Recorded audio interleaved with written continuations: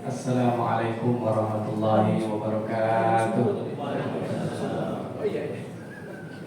Alhamdulillah, alhamdulillahilladzi hadana lil Islam wa akramana bil iman wa faddalana bil Qur'an. Allahumma shalli wa sallim wa barik ala sayyidil anam nabiyina Muhammadin sallallahu alaihi wasallam, amma ba'd. Bapak Ibu salihin salihat, para perindu surga, para pemburu kebaikan Lailatul Qadar, kita bersyukur kepada Allah hingga malam hari ini Allah berikan kemampuan kita untuk menjemput berbagai peluang kebaikan yang Allah sediakan.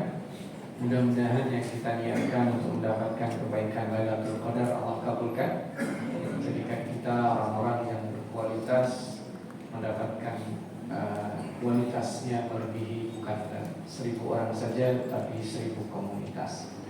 Sebelum sedikit kita membahas tentang Lailatul Qadar, saya tadi sempat termenung pada saat rakaat terakhir kita, 2 rakaat terakhir kita, imam kita membaca di akhir-akhir surat Al-Waqiah. Jazakumullah khair ya. Tadi kita sholat Isya dengan surat An-Najm dan kita sholat Tarawih dengan surat Al-Waqiah. Ada satu ayat di surat Al-Waqiah tadi yang dibacakan, bunyinya adalah fala uqsimu bimawaqi'in nujum. Allah bersumpah dengan mawaqi'in nujum. Di salat Isya dibaca surat An-Najm, bintangnya. Sementara di surat Al-Waqi'ah Allah bersumpah dengan mawaqi'in nujum, tempat orbit bintang. Subhanallah, luar biasa. Surat An-Najm ingin menegaskan kepada kita orisinalitas Al-Quran, wahyu, dan bagaimana kita menyucikan diri kita. Dan di surat Al-Waqi'ah Allah juga sama menguatkan di ayat yang terakhir tadi kita dengar, Al-Quran sebagai kitab yang merupakan diturunkan dari Allah yang menamakan dirinya Rabbul Alamin. Makna sumpahnya apa? Makna sumpah ini adalah menandakan kebesaran Allah Subhanahu wa ta'ala. Mari kita lihat struktur katanya. Fala uqsimu bimawaqi'in nujum. Aku bersumpah dengan mawaqi'in nujum. Jadi bukan hanya satu bintang yang dibicarakan. Dia Allah membicarakan tentang benda-benda langit. Nah, yang menarik adalah kalau kita melihat diri kita berada di bumi, maka kita berbicara sekup yang sangat kecil. Tapi kalau kita berbicara alam semesta, maka posisi bumi itu juga sama dengan planet-planet lainnya dan bahkan bintang-bintang lainnya. Apa maknanya sumpah Allah ini? Nah, ini ingin mengajak bicara manusia, bahwa kalian wahai para manusia yang malam hari, keluarlah kalian di malam hari. Rasulullah SAW, beliau sekalipun tidak setiap hari, tapi sering sebelum melakukan qiyamul lail, sholat malam, beliau itu keluar rumah melihat ke langit, lalu membaca tasbih, melihat kelap-kelip bintang. Dan itu menjadi sesuatu sunnah dalam artian sering dilakukan beliau sebelum atau sesudah melakukan sholat malam. Apa makna mawaqi'in nujum di sini? Kok bukan nujumnya, bukan bintangnya? Karena yang kita lihat di malam hari kelap-kelip itu sesungguhnya bukan bintang. Sekali lagi, yang kita lihat di malam hari itu sesungguhnya bukan bintang. Yang kita lihat di malam hari itu adalah tempat bintang, dan bintangnya sudah pergi ke tempat lain. Dalam ilmu astronomi, bintang terang yang cahayanya bisa kita lihat dari bumi itu berjarak paling tidak 50 bulan. Jadi nanti kalau Bapak dari sini keluar, dengan kan tidak mendung ya, karena tadi agak mendung ya. Kalau kita lihat tidak ada, Ustaz, berarti ini kesalahan teknis ya. Jadi kalau kita keluar dan kita lihat kelap-kelip, itu bukan bintang. Itu adalah mawaqi'in nujum. Bintangnya sudah pergi ke tempat lain. Ada bintang yang kita lihat per 50 bulan, ada yang kita lihat per 100 bulan, ada yang kita lihat per sekian tahun, ada yang kita bahkan seumur hidup kita tidak melihat bintang. Subhanallah. Ini adalah fenomena menandakan bahwa kekuasaan Allah. Padahal kecepatan cahaya itu luar biasa cepatnya. Allah menjelaskan kecepatan cahaya itu satu detiknya adalah 350.000 kilometer per detik. Kita bisa tahu dari surat Al-Ma'arij. Nah, apa pesan Allah mendahului menahbiskan Al-Quran sebagai kitab yang dari Dia dengan sumpah ini? Wa innahu laqasamun law ta'lamuna 'adzim. Ini sumpah kalau kalian tahu luar biasa. Jadi kalau kita menghadapi mawaqi'un nujum, tidak ada alasan kita sombong. Tidak ada alasan orang menyusahkan orang lain. Tidak ada alasan bahwa kita tidak bersyukur. Betapa kita ini kecil dan remehnya jika dibandingkan alam semesta yang luas. Apa yang bisa kita banggakan? Nah, karena itulah ini saya switch langsung masuk ke tema yang sering kita bicarakan hari-hari ini, yaitu Lailatul Qadar. Kalau tahun lalu kita membahas tentang surat Al-Qadar, maka sekarang saya mau membahas dua hadis Nabi Muhammad SAW. Yang pertama, dua-duanya riwayat Aisyah. Yang pertama, Aisyah radhiyallahu anha, ibunda Aisyah, mengabarkan Rasulullah SAW kalau sudah masuk 10 hari terakhir, redaksinya nih, ahya lailahu wa aiqadha ahlahu. Subhanallah. Sekali lagi redaksinya adalah ahya lailahu wa aiqadha ahlahu. Ada banyak, saya mau garis bawahi yang itu aja. Kenapa tidak menggunakan redaksi qama lailahu? Atau sering man qama ramadhana imanan wa ihtisaban, kan qiyamul lail ya. Kalau udah 10 hari yang terakhir, redaksi yang digunakan Aisyah menggambarkan Rasulullah ahya lailahu. Apa artinya ahya? Menghidupkan malam. Sudah bukan qiyamul lail lagi. Menghidupkan malam. Jadi malam seolah-olah menjadi siang. Rasulullah kalau sallallahu alaihi wasallam kalau sudah 10 hari yang terakhir tidurnya jarang. Ya. Tidurnya jarang. Oh, begadang kan Rasul? Iya, begadang. Dan bukan hanya begadang, aiqadha ahlahu, dia ajak begadang itu keluarganya.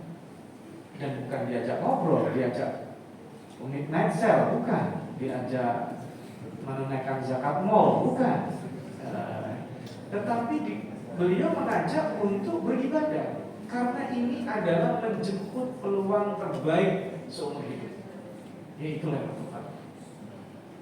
Ya mungkin sedikit saya review ya tahun lalu, mungkin sebagian ada yang ingat, sebagian ada yang lupa. Kalau kita bahas Lailatul Qadar itu kita berhenti di ayat ketiga karena bicara angka.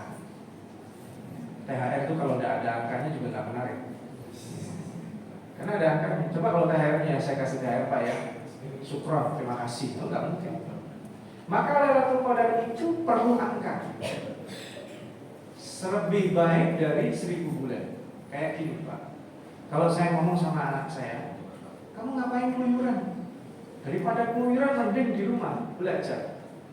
Nah, keluyuran dibandingkan di rumah belajar itu tidak masuk bagi anak sekarang. Dia keluar kan enjoy dengan temannya, dapat wawasan, kan justru malah banyak. Kalau di rumah kan ketemu bapak, marah-marah lagi. Misalnya. Nah, itu tidak nyambung karena tidak divisualisasikan. Kita kalau tidak digambarkan Lailatul Qadar seperti itu, tidak merasa Lailatul Qadar itu luar biasa.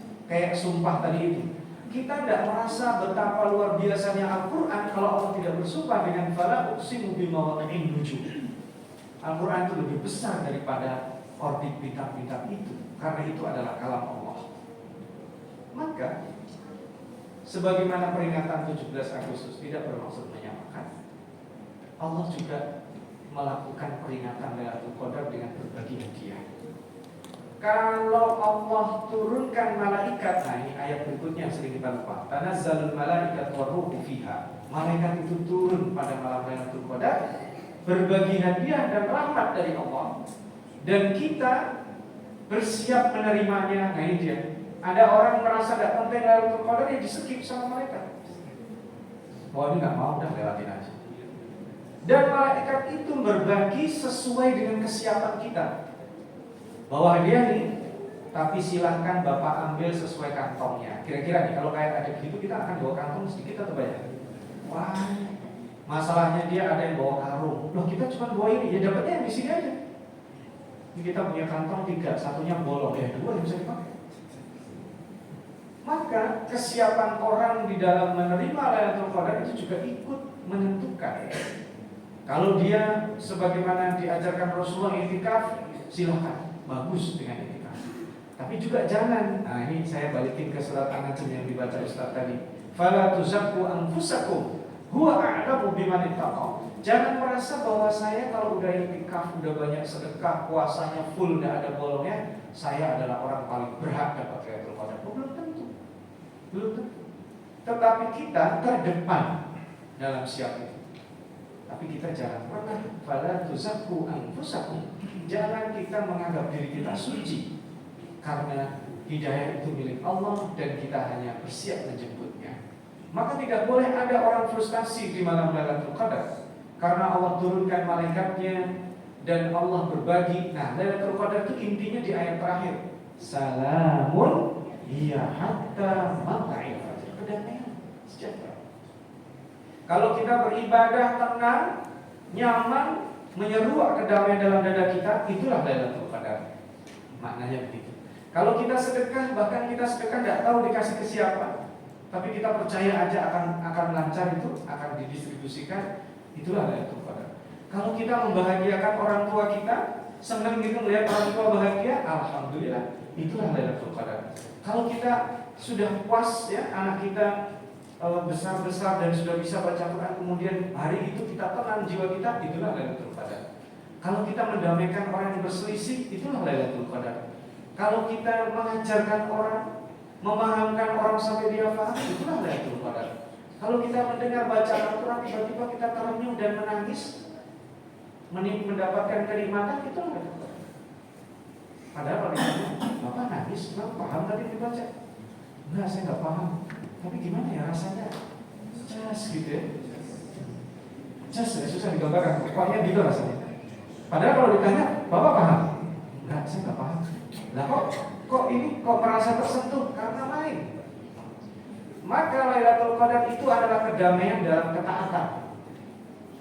Makanya orang berpuasa dapat 2 bahagian, ketika dia berbuka dan ketika berjumpa. Ya Allah, saya udah taat. Sama anak kita kalau dia dengan bangga bertemu dengan ayahnya, saya tidak melanggar, saya taat. Itu puas. Kepuasan kita adalah ketika kita taat kepada Allah dan meninggalkan larangannya. Tapi ada loh orang misalnya kepuasannya melihat orang lain sengsara, itu hawa nafsu, bukan salah. Fir'aun itu kalau sehari tidak melihat orang disiksa, pusing banget. Hati-hati bapak dan ibu, terutama ibu-ibu ya, kalau ada yang pusing, kenapa Ustaz? Kok pusing? Saya belum ngomongin orang, nah hati-hati itu. Itu bukan Lailatul Qadar, itu hawa nafsu. Standarnya gampang. Kalau kita melihat orang lain bahagia, kita ikut bahagia, nah kita siap berarti dapat Lailatul Qadar. Kalau orang lain sengsara, kita ikut sedih, nah itu berarti orang baik. Tapi yang bahaya itu kalau orang lain sengsara, kita bahagia. Rasain lo, itu bahaya itu, hawa nafsu itu. Orang lain bahagia, kita sedih, iri, dengki, itu bahaya. Itu bukan Lailatul Qadar. Seperti Yusuf alaihissalam, bagaimana dia menjadi pemenang ketika sama sekali dia tidak punya dendam kepada saudara-saudara. Bayangkan bapak-bapak dan ibu, ketika saudaranya, dia tahu nih 10 orang datang, padahal waktu itu dia berkuasa. Masuk, dia lihat ini dulu yang nyemplungin saya ke sumur, ini yang jorokin saya nih orangnya. Itu kalau kita berkuasa kan